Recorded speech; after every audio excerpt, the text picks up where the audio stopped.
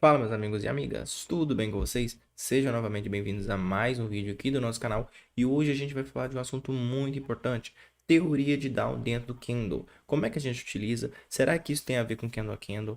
Será que tem a ver com macro também? Dá para usar Fibonacci?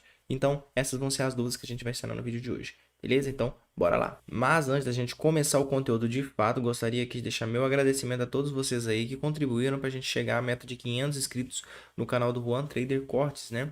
É o canal que a gente tem aí também, um braço direito desse canal principal. E também agradecer vocês a margem que a gente está chegando nesse canal também. A gente está chegando a quase 1.700 inscritos e a meta é 2.000 inscritos, né? Então, a gente está chegando nessas metas. Então, agradecendo principalmente vocês aí que vêm contribuindo muito com o canal, tá bom? E também deixe o seu like e continuem se inscrevendo para que nossos projetos sejam cada vez mais amplos e estejam crescendo cada vez mais, tá bom? Então, bora pro vídeo. Bom, meus amigos e amigas, estamos com o gráfico na tela, assim como vocês podem ver, né? A ideia vai ser passar um pouquinho da teoria de Down introdutoriamente aqui, relacionada ao candle, né? E depois a gente vai pegar de fato o gráfico e tirar algumas ideias baseadas no que a gente explica, que eu explicava para vocês agora, tá bom? Então, vamos lá. A primeira coisa que a gente vai analisar, vamos colocar um quadro preto para a gente ter essa noção, tá? A gente desenhando um candle, seja ele verdinho aqui nesse caso, sendo ele verdinho nesse caso, a gente vai identificar que na teoria de Down a gente tem uma máxima. Na verdade, o candle a gente tem uma máxima, tá bom? A gente tem a mínima do candle, tá bom? E também a gente tem o 50%. E isso é muito importante você ter frisado. Bom, você sempre fala sobre isso, mas é que são detalhes muito importantes que está relacionado à anatomia do candle, né? Quando você domina a anatomia do candle, claramente você consegue dominar a movimentação do mercado, né? Porque quando você fala de candle, você tem que imaginar o candle como um movimento. Então, ou seja, o movimento do candle foi realizado dessa maneira. E é dessa maneira que você tem que trabalhar o mercado no dia a dia, tá? Porque se você ficar muito focado em candle e não em movimento, você pode talvez entrar em contradições muito pesadas no dia a dia, tá? Porque o mercado ele é caótico e a movimentação não é. A movimentação não é caótica, tá? A movimentação ela tem um cálculo, ela tem uma conta, né? Ela tem ali o seu início, meio e fim, quando ela testa topo, quando ela testa 50%, quando ela testa fundo.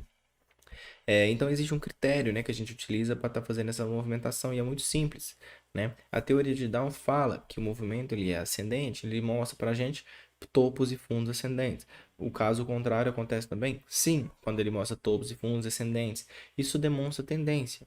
Se a gente não tem nenhum desses dois parâmetros, a gente claramente está numa lateralização. Então, ou seja, o mercado ele se permanece lateral porque ele não ganha nem máxima, por exemplo, nem os 50%. Ou senão ele pode fazer movimentos um pouco mais amplos, né? E ainda assim se permanecer em lateralização, né? Ou seja, não entrar em tendência. E a tendência é um fator muito importante para a gente dominar o mercado, né? Porque se a gente está em tendência, a gente sabe disso, a gente consegue se aproveitar, porque a favor da tendência as operações elas vão fluir muito mais fáceis, tá bom? Outra coisa que eu quero falar para vocês é sobre a anatomia do candle. A anatomia do candle ela vai estar muito relacionada para a gente definir também questões de topos e fundos do movimento. Então, por exemplo, aqui é um topo e aqui é um fundo. Então, ou seja, se a gente tem o preço batendo aqui, a gente tem um suporte. Se a gente tem o preço batendo aqui, a gente tem uma resistência. E quando a gente trabalha a teoria de Down, o candle candle e todas essas questões, a gente tem que levar muito em consideração isso para a gente saber de fato se ele está testando uma máxima, se ele está testando uma mínima, qual que é a probabilidade, qual que é a obrigação do movimento. E isso tem tudo a ver com as operações que a gente vem pegando no longo do tempo, com o longo do tempo aí, com os fechamentos de cada tempo macro, né? Porque já que a gente tem uma direção pelo macro, a gente precisa de um micro bem afiado relacionado a essa questão do movimento. E a gente precisa também estar muito apegado a essas questões de máximas e mínimas. Até porque, por exemplo, vamos supor que eu apague o movimento e eu tenha esse movimento aqui, ó, certo? Então aqui o que acontece? Claramente a gente tem um movimento de rompimento e logo após esse movimento de rompimento a gente pode ter um pullback. E o pullback claramente ele pode se desenhar de várias maneiras, mas o mais importante de tudo é você estar ciente de que o pullback ele vai ser na maioria das vezes determinado por este formato. É um candle que ele rompe o anterior e o outro faz o teste, né? Muito simples, muito básico, né? A gente tem eu venho dando essas aulas para vocês porque é muito simples, né?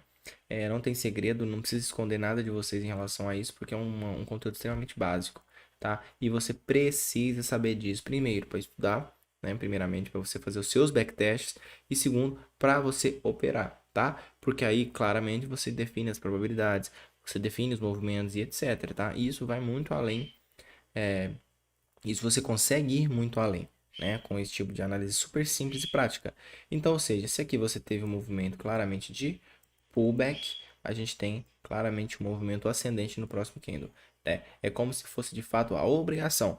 Quando não acontecer isso, na grande maioria das vezes é porque você está apontando para o lado errado. Ou seja, vocês não estão olhando o macro, você às vezes não viu o movimento do macro que aconteceu, como por exemplo uma obrigação do macro que não foi cumprida, ou às vezes vocês estão em um alvo do macro onde o movimento tende a quebrar, né? Gatilhos, etc. Principalmente pelo gráfico dos 60 minutos, que é muito forte. Então, detalhes como esse fazem toda a diferença para você saber na hora de operar, tá bom? Então, vamos lá para o gráfico para mostrar um pouquinho para vocês sobre o tema de hoje de fato, beleza? Então, bora lá. Bom, pessoal, puxei um dia extremamente aleatório aqui para a gente fazer esse estudo, tá bom? A gente não vai realmente operar. Eu quero fazer com vocês o gráfico mais parado, tá? Para vocês verem a dinâmica de como que é feita aí, talvez um backtest, tá? Candle a candle, a gente precisa necessariamente a todo momento estar marcando máximas e mínimas, tá? Por quê? Porque você precisa ver os movimentos fazendo testes. Ele precisa estar fazendo testes para você ver o que de fato está acontecendo. Porque, por exemplo, se eu estou fazendo um teste de máxima, você vai perceber que é um topinho. É uma região no 1 minuto que você vai perceber que é um topo legalzinho, né? Que você pode estar fazendo movimentos de venda porque é uma resistência, muito simples, né? Então, beleza, aí você marca o ponto e você marca a mínima. Nem entra tanto ao mérito da Fibonacci por enquanto, porque para você trabalhar o candle a candle mais puro, suporte, resistência e tudo mais, o legal é você ir colocando as linhas e você vendo o comportamento do preço até então entre elas, porque o preço eu acho que não tem como ele fazer, ele faz só duas coisas. Primeira coisa que o preço normalmente vai fazer, ele vai ou fazer isso aqui que esse candle fez em relação a esse, que é um rompimento, tá? Então, ou seja, é um comportamento do preço, um rompimento. Outra coisa que o preço pode fazer é testar a máxima. E outra coisa que ele vai fazer, testar a mínima, né? E a outra coisa que o preço pode fazer também é uma negação de rompimento. Lá para baixo deve ter. Na verdade, duas coisas não, eu falei mais, né? Então, quatro coisas na verdade. São as coisas que o preço pode fazer. Quatro coisas. Ou ele está testando uma máxima, ou ele está testando uma mínima, ou ele está rompendo, ou ele está negando. Quatro coisas, tá bom? E aí, se você domina essas quatro coisas, você vai sair bem. Por quê? Porque você vai pensar, bom, como que opera quando ele testa máxima? Aí você vai criar um operacional. Quando que eu vou operar quando ele testa mínima? Você vai criar um operacional. Quando é que ele faz um rompimento? O que que eu tenho que esperar para me operar esse rompimento? Você cria um operacional. Quando ele testa ou faz uma negação do rompimento, o que que eu preciso fazer no outro candle para me entrar? Testa um outro operacional e você cria ali seus métodos, seus filtros de fazer suas entradas, entendeu? Então, são quatro entradas muito simples que você pode, no decorrer do dia a dia de vocês, fazerem talvez um checklist, né? Fazer uma forma aí, no geral, de entrar, que vai facilitar a vida de vocês, né? Então, vamos lá. Vamos tentar fazer o estudo desse dia aqui. Bom, vamos lá. Observando aqui o Candle 1 e 2, vamos começar trabalhando eles aqui, né? Eu já deixei o tempo macro aqui também para auxiliar vocês, caso vocês tiverem dúvida, quiserem deixar nos comentários aí, tá bom? Fiquem à vontade que eu vou estar lendo todos e respondendo, tá? Então vamos lá. Atenção. Candle 1 fechou, normalmente a gente não faz nada, eu mesmo não gosto de fazer muitas coisas, eu gosto realmente quando o preço me mostra alguma coisa, né? Bem claro, eu não opero às vezes no terceiro candle, no quarto candle, tá? Eu espero realmente o mercado se desenvolver e gerar um potencial de operação clara, onde 90% das pessoas provavelmente vai estar vendo, tá bom? E essas aí são normalmente as que eu gosto de operar, porque eu gosto de operar poucas operações por dia e operações de fato fáceis, tá? Eu não tenho vergonha de falar isso, até porque já que as pessoas custam ficar consistente, né? Por que que as pessoas não fazem operações mais fáceis para tentar diminuir a taxa de diminuir a aumentar, na verdade, a taxa de assertividade e diminuir a taxa de perca de stop, né? Então, tentem fazer operações mais fáceis possíveis, operações onde 90% das pessoas vão estar olhando e vão falar que é compra ou que é venda, né? Então, vamos lá. Olha lá. O 2, o que ele fez? Ele fez um teste na máxima do 1 e fez uma negação da máxima. Quando você percebe isso, olha que legal que você vê lá no minuto. Você claramente viu um, dois, três um teste de máxima e falhou, ou seja, não progrediu o movimento da tendência de alta. Então, ou seja, se ele testou uma máxima aqui, você vê no minuto que é um topo duplo, muito simples, né? Então, a teoria de Down funciona dessa maneira. E aí, o que que aconteceu no Candle 3? Ele veio, fez um pullback e caiu. Você vê aqui mais ou menos como um pullback de fato, né? Só que ficou um pouco estranho, ficou de vários candles vermelhinhos. Aí acabou descendo, né? Então, beleza, você viu uma violinada e acabou caindo. Onde que normalmente seria o alvo de uma operação como essa? Já que a gente não tem ponto de parada, o seu primeiro ponto de parada seria a mínima do 2, que o 3 deveria de fato romper, porque você percebe que lá no gráfico do minuto é o quê? É um fundinho. Então, olha só que legal. Ele vem, rompe, testa para ir para mínima, né? Então, é isso que a teoria de Down ela vai funcionando. Por isso que você vem e vai colocando as linhas nos seus movimentos para você ir identificando isso, tá? Aí você vai, coloca uma linha, a mínima do 3. Entendi. Então, perceba que a gente teve no 3 o rompimento do 2, né? Então, quando a gente trata de pullback, a gente fala o seguinte, o importante é a gente esperar no 2 para cair, porque lá é um 50% perfeito, né? Máxima, mínima, 50%. Não é à toa que preços ficaram aqui e depois caíram, né? Tivemos continuidade aqui no gráfico de 15 minutos e, de fato, o motivo está ali. Mas vamos chegar lá, tá? Bom, observe no gráfico do... Observe o gráfico aqui agora no Candle 4. Candle 4 ele não rompeu a mínima do 3, não rompeu a mínima do 1, tá bom? Agora, se você percebe, o que aconteceu? Ele abriu com um gapzinho para baixo, abaixo daqui, né? Então, ou seja, ele abriu fazendo um rompimento, né? Só que aí você tem uma linha na mínima do 1, né? Que é um suporte, olha aqui e olha aqui. Ah, entendi. Então quer dizer que ele veio, fez um teste para baixo, tentou subir? Isso, exatamente. Então, se você está vendo lá que a mínima do 1 é um fundinho, olha que legal. Se você tem uma linha lá, ele veio, fez um teste, que automaticamente é um pullback, para tentar subir, né? Então aí, de fato, ele subiu. E o rompimento que havia sido realizado nesse ponto aqui, ó, ele foi devolvido. Então, ou seja, o candle 5 voltou para cima da resistência, certo? Se ele volta para cima da resistência, beleza, né? Onde possivelmente são os meus próximos alvos, né? Aí você vai colocando linhas novas no movimento. Você coloca uma linha na máxima do 5, né? Você coloca uma... Pronto, só isso, na máxima do 5 mesmo. Ah, eu entendi. Então vamos lá. Ah, então por que o 6 fez? O 6, ele, já que a gente tinha aqui um movimento de negação da mínima, tá vendo que abriu com um gapzinho, ele voltou para cima. O 6 veio, fez um teste aqui e tentou ganhar a máxima, né? Testou a máxima, não conseguiu e ficou acima daqui. Ah, legal. Entendi. Então, se eu coloco, por exemplo, uma Fibonacci neste ponto aqui, ó, eu tô acima dos 50%? Tô acima dos 50%. E o mais importante, na minha opinião, também, além de tudo, é que ele não deu seu alvo, que é aqui, certo? Ah, entendi. Então quer dizer que o movimento ainda poderia ir lá? Sim, claramente. E se o movimento ainda assim poderia ir lá, você poderia talvez, se você quer falar assim, ah, Juan, eu quero bater só na venda. Então, espere o movimento lá. Ah, Juan, eu quero tentar comprar até lá. Então, aguarde um movimento, provavelmente um pullback, de uma negação, para que você faça a sua operação. Daria para você tentar fazer uma compra no 6 ou no 7? Pode ser que sim, né? Não entre no mérito da questão da operação. Eu quero que vocês vejam mais essa questão do candle a candle, do movimento testando máximo, testando mínimo, testando 50%, para vocês entenderem a dinâmica do negócio, tá? Bom, e aí a gente teve o 7 subindo, e o 7 você tem que colocar novamente uma linha onde? Aqui, ó.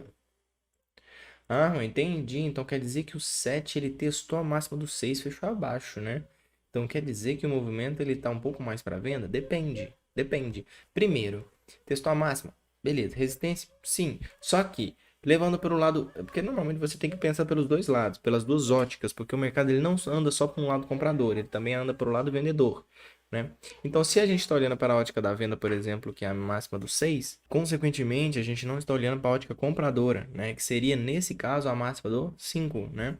Então, por exemplo, se o 6, o 7 testou a máxima do 6, tudo bem, mas ele rompeu o 5, entendeu? Então, isso daqui era uma das obrigações do preço, né? Se ele veio e fez um pullback, pelo menos acima daquele fechou, não é verdade? Porque, por exemplo, ele pode vir testar, não ganhar aqui. Mas se ele rompeu aqui, existe uma breve teoria de down que ainda assim joga o preço para cima, né? Aí o que o 8 fez? O 8 veio, testou, tentou subir, mas não testou a máxima, certo? E não ganhou. Não ganhou. E o que o 9 fez? Ele testou para cima para que fosse cumprido o alvo, né, da mínima do 2 e jogou para baixo, pancadona para baixo, né? Então, ou seja, prova para você que existe uma oportunidade aqui para você fazer uma operação vendido de fato, tá? Agora, vamos lá. Se você coloca uma linha agora nos rompimentos, vamos lá. Se você tem aqui, ó, você tem no 9, você tem, eu vou colocar a mínima do 5 e vou colocar a mínima do 8, tá? Eu vou tirar essa daqui, por enquanto, tá? E vou deixar, por enquanto, só assim, tá? Então, o que que a gente tem no comportamento do 9? A gente tem um 9 fazendo um movimento de rompimento de várias mínimas, né? Então, você espera um pullback. Espera o pullback, né? Não é verdade? E aí, o que que você vai perceber que no pullback? Que você vai ter uma mínima, você vai ter negações, né? E aí, normalmente, quando acontece esse tipo de movimento, você tem aqui aquilo que a gente denomina como duplas probabilidades, né? Quando o preço, por exemplo, ele pode subir, pode cair, porque em vista da negação, o que que pode acontecer? O que aconteceu, por exemplo, no 6 ou no 7, que é um teste de negação e subir, né? E em vista de um ponto de rompimento como o 8, que o 7, que o 9 rompeu, em vista desse ponto de rompimento, ele pode testar e cair. Duas probabilidades. No candle a candle, a gente tem a dinâmica de conseguir tirar uma das probabilidades com a movimentação, né? Então, por exemplo, se o preço veio, testou e não ganhou, fechou vermelhinho dessa maneira, ou seja, ainda abaixo do alvo, testou o ponto e não subiu, aí, quem sabe você poderia, por exemplo, fazer uma movimentação inversa. Aí você poderia colocar uma Fibonacci aqui, no próprio Candle 11, e vai perceber que o 12 fez um teste no 50% dele, que foi mais ou menos novamente no alvo, na mínima do 8 e também na máxima do 10, que o 11 negou a máxima dele, né? Que pode ser que seja uma resistência. E aí foi embora, né? O 12 rompeu o 11, aí o 13 poderia ou fazer o que o 10 fez, que foi ficar abaixo, ou romper novamente. E aí ele testa para cima também novamente no 50% do movimento. Poderia ser do próprio candle 12, ó. E desce, né? Então, ou seja, o candle a candle mostrando aí sua eficiência. De novo, vamos lá. Você tem ali o candle 14, fechando o candle verdinho ali. E aí você coloca uma linha na máxima dele. Você vai lá no gráfico de 1 minuto. Isso aí, aqui embaixo, ó. E aí você viu o movimento, ó. Percebam as sequências de gatilhos e violinadas, né? Se eu tenho uma fibra aqui, ó, também, né? Então, ou seja, eu tenho uma Fibonacci de baixo nesse movimento, para que a gente não caia, talvez, em pegadinhas que o preço dá pra gente, né? A gente teve, por exemplo, ó, depois que o 15 fechou, o que o 15 fez? Ele rompeu o 13, deixa uma linha lá, vamos colocar aqui, ó. Além de violinar a máxima do 14, ele testou, ele rompeu o 13, na verdade. Então aí o que acontece? Você coloca mais uma linha aqui, ó. Porque provavelmente, caso ele tenha rompido aqui, ele pode vir para um alvo do 14, né? Que é a mínima do movimento. Depois que ele testar aqui e não passa, ó, atenção. Aí ele vai para onde? Ele volta um pouquinho. E aí, para onde que o 17 voltou? Para a mínima do 13, né? Ou seja, não ganhou a mínima do 13. Se você quiser também colocar a confluência da Fibonacci, você coloca ela e você trabalha o seu candle a candle, ó. Então, ou seja, o 17 ficou abaixo do 13. Então, ou seja, se esse candle aqui negou a mínima do movimento, vamos lá, vamos apagar essa bagunça.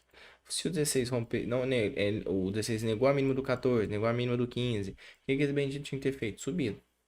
No mínimo, fechado aqui em cima, né? Fechado acima do 13. Porque seria o mínimo que ele poderia fazer devido a esse rompimento. Ele não o fez, né? Então, beleza. E aí, o que acontece? Cai. Caiu até onde?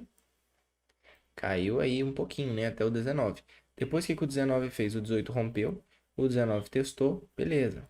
Vamos lá. Temos aí mais alguns outros rompimentos. E aí, o que o 19 fez? Rompeu o 18 e rompeu o 16, né? Então, mantém-se ainda no movimento baixista. Tá. O que o 20 fez? Ah, o 20 fez uma negação. Ó. Fez, exatamente. Então, que legal. Já que ele fez uma negação, ele não só negou também, ele fez um rompimento. Então, olha lá o 21. O 21 faz um teste para baixo no rompimento. Aqui, ó. Teste no rompimento, olha no 50%, né? Ainda assim. Para quê? Para vir dar um alvo no 17, né? Porque era o próprio, a última mínima ainda que não tinha sido testada. E o que que acontece? Se você parar para observar, a gente tem aqui, ó, a mínima do 17 que foi testada, fechou abaixo. Mas também, já que esse candle rompeu, a gente tem também aqui um movimento de alta, né? Então, se você quiser imaginar que, por exemplo, o movimento ainda assim tem duas probabilidades, você pode, tá? E aí, quando o 22 subiu, ou seja, se o movimento era baixíssimo e não caiu, se o movimento era baixíssimo e não caiu, o que que vai acontecer? Você, porque é, por exemplo, o 22, né, que a gente tá falando, ele não caiu, né? Por exemplo, daqui, né? E aí, o que aconteceu no 23? em vista que o 22 também rompeu a máxima do 21, teste para baixo para subir, né? E olha o comportamento do 24. O 24 testou a máxima do 23, mas ficou acima da máxima do 21. Então, ou seja, se você parar para perceber, ele pode até ter violinado a máxima do movimento, mas ao voltar, ele ter negado o 22, ele fez também o quê? Ele fez um teste de rompimento, fechou acima. Então, existia assim ainda a probabilidade desse carinha aqui subir, moçada. E aí ele sobe, rompendo todo mundo. O que o bendito do outro candle faz? Violinada, teste de máxima para cair. Cair até aonde? Até aonde? Até a mínima do movimento. A mínima do movimento, lembra que eu falei com vocês que é um fundo? Isso mesmo. Então, além de fazer uma negações de rompimentos, todas essas mínimas, essas máximas aqui, ó, coloque as suas linhas. Você, além disso, também tem um movimento de negação de mínima do movimento, né? Ah, entendi. Então, aí eu posso também estar considerando um movimento de uma região de suporte. Claro, no candle a candle é assim que funciona. Principalmente quando se trata de um movimento de tendência de alta, que vocês querem fazer compras, né? O macro, ele vai te dar talvez movimentos compradores aqui, tá vendo? Candle de continuidade.